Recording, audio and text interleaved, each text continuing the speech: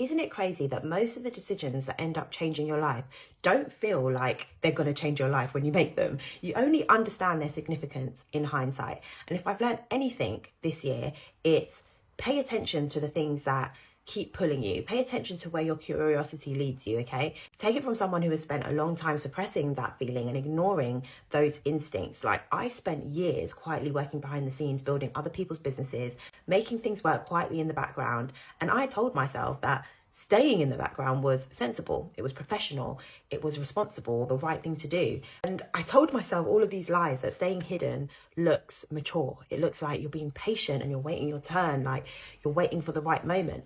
But what it actually does is you stop learning who you are when you're not filtered by other people's expectations. This year, I made a really simple decision to show up consistently, not perfectly, just as best I could. And that changed more than just my work. It changed how I understood myself. Because once you put yourself out there, you know, on social media or wherever, even in small ways, you're forced to confront your own thinking. You hear your ideas out loud. You see what resonates. You notice what drains you and what energizes you, or what you're truly interested in, or what you genuinely want to work on. And I only started posting on TikTok consistently in September. And now it's December, and I've grown an audience of over 10K around ideas I was told were too niche, too thoughtful, or not right for social media.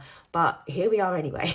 And through that process, I've learned to trust myself more and to stop underestimating myself, and to be an active participant in life and be the kind of person that makes things happen rather than letting things happen to me. And I say all of this to say that it all starts with understanding yourself as the number one foundation, knowing how you work, knowing what you care about, knowing what you've already learned without realizing it. Those things are raw materials of a successful life, not just a successful career. Being in tune with yourself, noticing the things that you keep coming back to, they are ultimately small signals pointing you to skills that you should develop or problems that you naturally solve. And when you start from a place of knowing yourself and optimizing for self-mastery, you make better decisions. You stop forcing paths that don't fit, and you just go for it. But you have to be willing to understand yourself deeply enough to design a life that actually works for you, and then trusting that understanding when you start making changes. And this is the work that I'm obsessed with, self-mastery to inform lifestyle design.